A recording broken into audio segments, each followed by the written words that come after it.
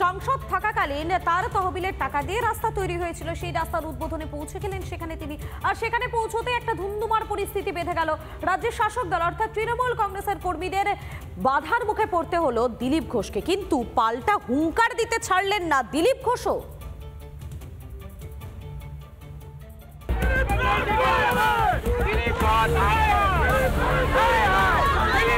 রাস্তা উদ্বোধনকে কেন্দ্র করে উত্তপ্ত হয়ে উঠল খড়গপুর পুরসভা ৬ নম্বর ওয়ার্ড। নিজেরই সাংসদ তহবিলের টাকা দিয়ে তৈরি রাস্তা উদ্বোধন করতে গিয়ে তৃণমূলের বিক্ষোভের মুখে পড়লেন মেদিনীপুরের প্রাক্তন সাংসদ দিলীপ ঘোষ। এই মুহূর্তে যে রাস্তাটা দিয়ে হেঁটে যাচ্ছি, এই রাস্তাটা দিলীপ ঘোষের যে এমপি ফান্ড, সেই এমপি ল্যাড থেকে করা, এবং এই রাস্তার উদ্বোধনে যখন প্রাক্তন সাংসদ দিলীপ ঘোষ এসেছেন, সেই সময় তৃণমূল তাকে ঘিরে ধরে বিক্ষোভ দেখাচ্ছে। এদিন পদে পদে দিলীপ ঘোষকে বাধা দেওয়ার চেষ্টা করে শাসক দল। ন্যূনতম রাজনৈতিক সৌজন্যবোধ দূরে থাক, একজন প্রাক্তন সাংসদের সঙ্গে আগাগোড়াই অভব্য আচরণ করতে থাকেন স্থানীয় তৃণমূল নেতাকর্মী সমর্থকরা।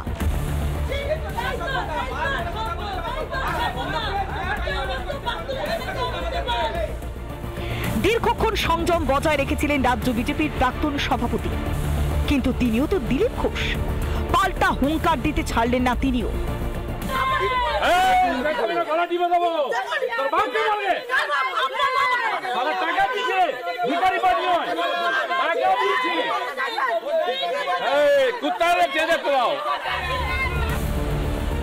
এদিকে বিক্ষোভকারীদের দাবি, রাস্তা উদ্বোধন করতে হলে করবেন পুরসভার চেয়ারপারসন। দিলীপ ঘোষ কেন?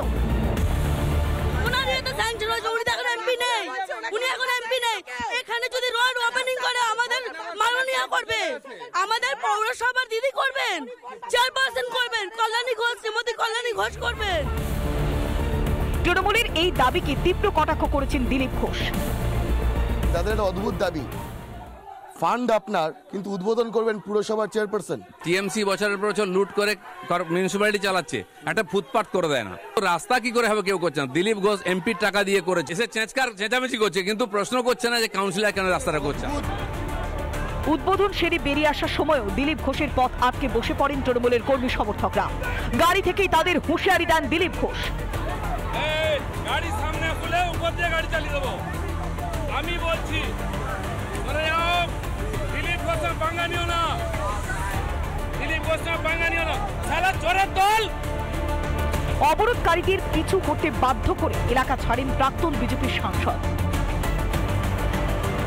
2016-তে খড়গপুর সদরে প্রথম পদ্ম ফোটান তিনি।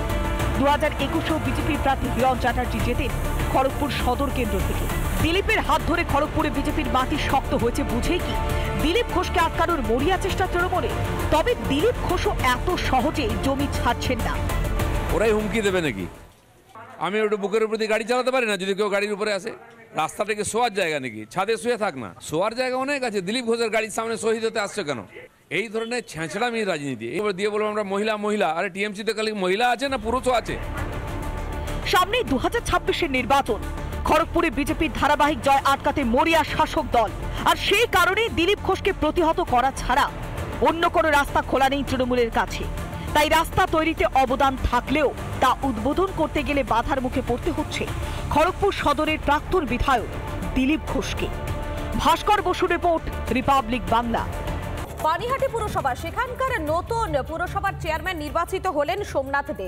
আরজিকর কাণ্ডে অভয়ার দেহ দাহ করা, এই সমস্ত ঘটনা দ্রুততার সঙ্গে সম্পন্ন করার পেছনে ছিলেন এই সোমনাথ দে। প্রশ্ন উঠছে, তাহলে কি এই সোমনাথ দেকে এবারে পুরস্কৃত করল তৃণমূল? দলের কাউন্সিলর হিসেবে আমাদের সিদ্ধান্ত সোমনাথ দে চেয়ারম্যান। 7 মাস আগে তথ্য প্রমাণ লোপাটের অভিযোগ, প্রতিবাদ প্রতিরোধে একটু থিতু হতেই অভিযুক্ত কাউন্সিলর হয়ে গেলেন পুরসভার চেয়ারম্যান। অভয়াকাণ্ডে তড়িঘড়ি দেহদাহে নাম জড়ায় কাউন্সিলর সোমনাথ দের। এবার সেই সোমনাথই পানিহাটি পুরসভার চেয়ারম্যান। তথ্য প্রমাণ লোপাটের পুরস্কারই কি পেলেন অভিযুক্ত কাউন্সিলর? অপরাধমূলক কাজ হয়েছে, মানে তথ্য প্রমাণ লোপাট হয়েছে, তার সঙ্গে সম্পূর্ণভাবে এরা জড়িত। তারপরেও তাকে প্রাইজ পোস্টিং দেওয়া হলো চেয়ারম্যানের। সত্যি এটা মানে আমাদের কাছে আশ্চর্যজনক ব্যাপার। রীতিমতো হুইপ জারি করে পদে বসানো হলো সোমনাথকে। তৃণমূল কংগ্রেস থেকেই সিদ্ধান্ত হয়েছে এবং সর্বোচ্চ নেত্রীর সঙ্গে কথা বলে আমি নিজে এলাকার বিধায়ক হিসেবে সকলের মতামত নিয়ে আমি নিজে এই সমস্ত কাউন্সিলরকে নিয়ে আজকে দলের যে হুইপ তার সকলকে আমি দিয়েছি। বিরোধীদের অভিযোগ তথ্য প্রমাণ লোপাটের পুরস্কার পেলেন সোমনাথ দে। মমতা ব্যানার্জির নাম যাতে না নিক, বিনীত গোয়েলের নাম যাতে না নিক, ওর ইনস্ট্রাকশনে আমি এটা পড়িয়েছি বডিটা, তার জন্য ওকে গিফট চেক দেওয়া হবে।